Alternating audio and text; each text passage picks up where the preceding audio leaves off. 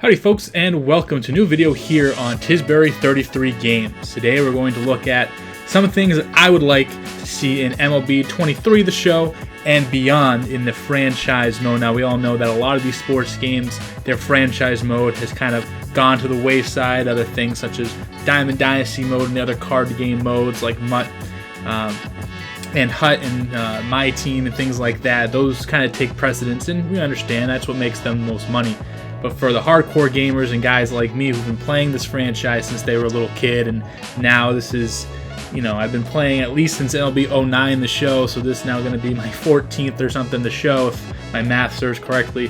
I spend hours in these franchise modes, and I can spend up to 15 plus seasons in franchise mode, and I have over the last few years. So here are the things that I've seen over my extensive playing time, things that I would like to see in the new game. First things first, things that would be cool but not necessary, and that's an update on the player cards. And this would look something just like 2K, and I think 2K is the standard in terms of franchise-esque gaming in the sporting community. You say what they want about their gameplay and things of that nature, but when it comes to core features, presentation, things like that, 2K is above and beyond everybody else. So if you have player cards look kind of just like 2K, add Major League minor league stats, so you can see the progress that these players make. Add certain awards, awards tab, so you can see if they've won MVPs, World Series, their draft year, their round in the pick, things of that nature, just to kind of make their playing career a little more personable for you. Another thing I think would be kind of cool but not necessary, catcher-pitcher relationships. Now, personal catchers for pitchers isn't a new thing. We've seen that in real-life Major League Baseball for a very long time. I know some examples. John Lester, he loved being caught by David Ross. And then when John Lester's pitching, David Ross was in the lineup, even though Rossi wasn't their best offensive catcher. Same thing, Chris Sale, Sandy Leone, Yu Darvish, Victor Caratini, and also Jason Varitek, he couldn't handle Tim Wakefield's knuckleball. So being able to kind of put a personality feature in the game where they do have morale, but it's very hard to find. I think a personality feature would do a lot more for the game. And if those two players match in personality, then that's your personal catcher. Your ace has to be caught by maybe your worst offensive catcher. Now, this could do a lot of things. It could result in attribute increases for pitchers, or if caught by certain catchers. So you could just have John Lester get caught by Jared Saltalamacchia, for example. But when he's with David Ross, his K per nines might go up, or hit per nines might go up just slightly. Things of that nature. His command might go up just slightly. Things of that nature. Nothing too game breaking, but something kind of cool.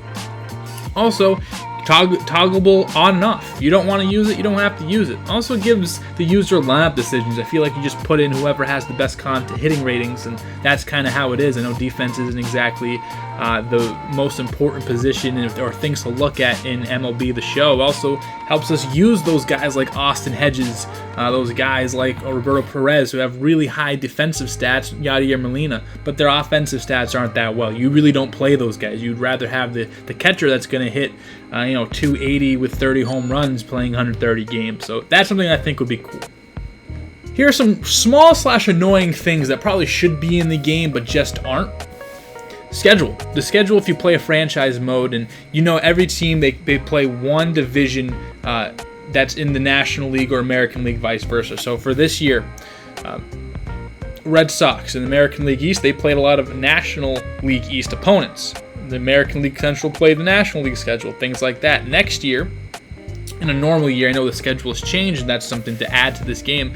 The Red Sox would have played National League West opponents. And you hop into franchise, if you go more than one season, that same schedule kind of rotates the way it does. It doesn't let you play National League West, National League Central, or vice versa. Whatever the schedule is this year, that's the schedule it's going to be for your entire franchise save. And that kind of gets to a point where you never play, again, if you're with the Red Sox, you never play the Dodgers. You never get to play against Mookie Betts. That would be a huge thing to add. Some storyline aspects. You never get to play the Rockies. You never get to play the Pirates or things like that. So that's something that they could look to add, something that they could change, and it just kind of gives you some refreshing things in the show. And also this year, the MLB schedule is changing to where they play everybody every year, and I would love to see that implemented this year. Hopefully they can get it done. In previous MLB The Shows, the interleague month used to be in the in the 2000s. They would play all their interleague games in really 1 month. That was rotated, and that was something that they did. In the PS3 era, that schedule rotated. I played a lot of those, so it's something that they have had before. Also, training. Does it really do anything? I've had this thing on auto. I've tried to do it manually. It didn't seem like anything really happened, so I'd love to see training updated as well. Coaches. I would love coaches to kind of really matter. I would love to see updated coach rating boost and have more effect on morale, more than individual ratings. As you go and you sign a coach, or if you go to look at your coach screen, has positive or negative attributes depending on what that coach is good in, which is fine, which is a cool mechanic. But things like some of these good coaches just have really poor attributes. Also, historically, bad teams usually have bad coaches, and his attributes would be kind of just bombarded badly. So if you have, say the Pirates, and you win 90 games their first season, it makes no sense to keep the coach. Even if you won those 90 games realistically, he would probably get an extension, but in the game he has -4 power and you're just gonna can him anyway. Also, be able to re-sign a coach. If you have a coach and he goes to free agency, quote unquote, you have to scroll. There's no screen to re-sign him early, or just like there are that free negotiation period that they have in player free agents, and that's just not available with the coaches. So I'd love to see something a little bit more easier to retain your coach. Also, I think if you add that personality rating, like we kind of mentioned with the catchers and pitchers, then you can have some fun dynamics. Players like, coach like Alex Cora has a very tight-knit relationship with a lot of his Latin players, him being from Puerto Rico. So you can give them effects like some coaches have more impact on international players or certain positions, and also can have negative attribute boosts if, a player and a manager, their personalities kind of clash. That'd be fun if your ace pitcher, does not like your manager. What do? Do you keep your manager, or do you keep your star pitcher, vice versa? Well, I think that would just add for a lot more decisions in these games, and that's really what we're looking for. Player defense ratings, and I think this is kind of in that section of I would really like to see this. Right now you have one fielding rating. I would love to see them make that independent by position. It just makes utility men a little more intriguing. Guys like Brock Holt, who I've seen, as a Red Sox fan, he played fantastic second base. That was kind of his natural position. Played good third base, but you didn't really want him out there in center field. He could play it, but he definitely played left field a lot better. So I would love it if you have a guy who has a 70 defensive rating when he's playing shortstop, but a 90 defensive rating when he's playing left field, a 25 rating when he's playing second base, and a 60 when he's playing first base. I think that would just really give more personality to these utility men, and also it allows guys who have these positions, you just can't plug and play them. Also, it also kind of takes a player, if you have a player with 90 fielding and you play him out of position, he's still gonna have 80 something fielding. Or if you take a first baseman with 90 fielding and make him a center fielder, he's still gonna have 90 fielding over there in center field, and that isn't realistic. I would also like you to be able to build up these fielding attributes. If you play a guy who has a 70 rating at shortstop but an 85 rating at second base, if you play him more at shortstop and you kind of know he's a good fielder, I think his fielding should naturally progress for shortstop. If you don't play him at second base often, maybe that regresses, where you have that mean, or you have an overall fielding rating, but it's kind of divvied up between a few positions. And also be able to add positions. You see players all the time pick up a new position. Someone like Hanley Ramirez, for example, played shortstop his whole life, then played a little third base, not that different, but when he came to Boston in 2015, I believe, 2014, threw him in left field, and they made him play first base. And spring training, you hear, oh, Hanley's learning a new position. You can do that in the show, kind of make spring training less monotonous, and kind of all right, I want Rafael Devers to learn how to play shortstop to kind of combat the fact that I don't have Xander Bogaerts on the team anymore. I think that would be cool. Now here are the big boys. Trade logic. Still need some fine-tuning. I know that they've done some things, and I usually play with very low trade sliders, and I don't see as many trades. I don't see many of these weird trades like you would see. and it's made the experience kind of okay. But I would love to see teams like that sell at the deadline. Make the deadline great again. Bad teams sell their top expiring players. Make that trade deadline as exciting in the game as it is in real life. You still get those weird top prospect for top prospect trade, and like you have Adley Rutschman being traded for Bobby Witt, and it's like that really doesn't make sense for anyone, especially like the Orioles already have 2 insanely good shortstop prospects, and the Royals already have MJ Melendez, who is a great catcher prospect, so that doesn't really make sense. Would love to see a trade with incredible position depth, make trades to even out their roster. A team like the Yankees, they have a lot of middle infielders, and some holes different areas. I'd love in the offseason for them to ship off some of those middle infielders and get like an impact bat at third base or something, or at first base, or get a really good catcher or another pitcher. Things like of that nature would be cool. And add more than 3 players in a trade right now if you want to do a blockbuster trade. If I like to keep it realistic, so if you have a team like the Nationals, say if Juan Soto was there, still there in his 5th, you can't make a Padres-like trade. You have to kind of hope that 3 players make his value, which is impossible. Progression and regression now, especially as you get deeper into these franchises, you can get hit hard with regression.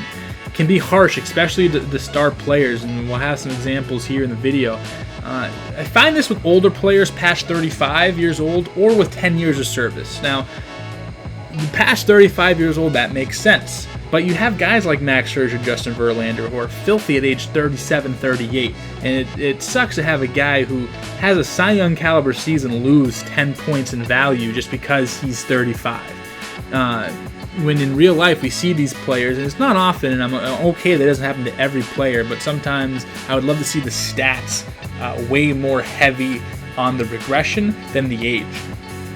Potential rating can hinder or unfairly grant big upgrades to overachieving or underachieving players. So if you have a guy who's a 68 overall deep potential center fielder, but he hits 340 for 3 straight years, he's not going anywhere because his deep potential and the potential rating is weird. It adjusts sometimes, doesn't adjust sometimes. It's really hit or miss.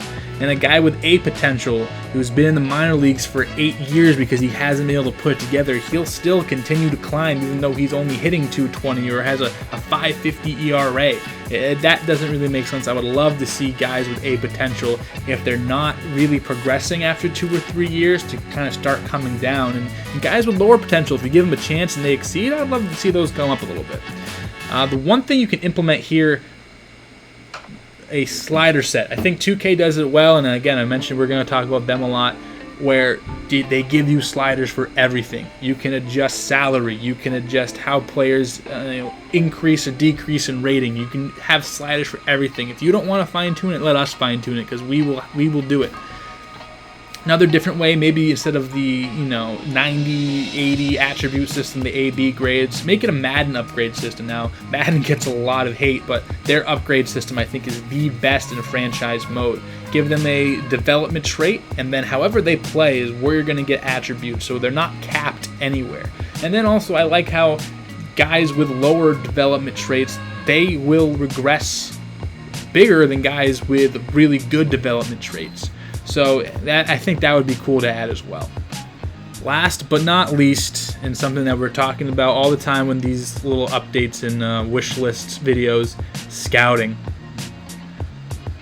Scouting, so difficult and tedious. You have to go in every day, scout, only get info on a handful of players. Even all that, it's a bit of a coin toss. And while you appreciate that a little bit, it's just no one does it. I don't do it in mine. I let the computer scout for me, and guys who do scout manually, they don't really get anywhere. There's no really true indicator of player draft projections, so I don't know if this catcher I'm looking at is supposed to go in the first round or if he's supposed to go 5th round. Madden at least and 2K have kind of a projection. MLB doesn't have that at all. It's kind of go get who you want, but you could have, you don't know who to wait for. If you're struggling between 2 guys, maybe one guy's a 4th round guy, one guy's a 2nd round guy, but you really have no way to tell. Here's a way that I think you can fix that, and that is a 2KS screen. Every 2 weeks, the screen pops up. You have your scout. Who do you want to scout? You give 5 players to each scout, say. They give you a range of 20 to 80 for each attribute. The better the scout, the more accurate the ratings.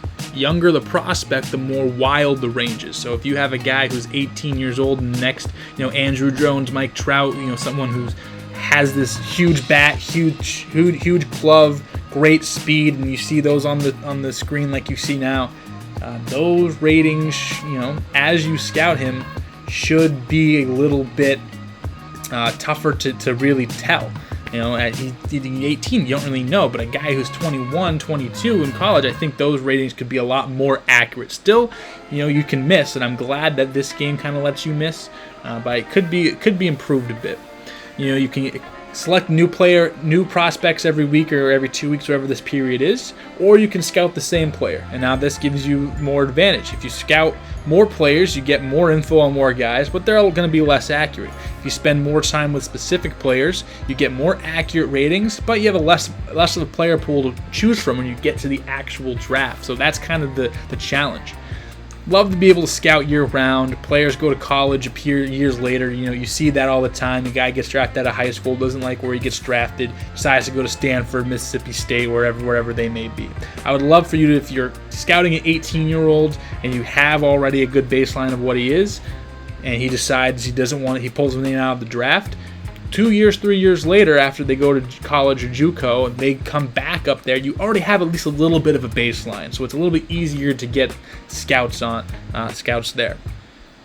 Another thing that comes with this scouting is player overalls. It's really weird when you have a 25-year-old who's 45 overall, and he's not going to develop. He's not going to get to the major leagues until he's 30, 31, and this is a guy you spent a first-round pick on and had a potential and all that great stuff.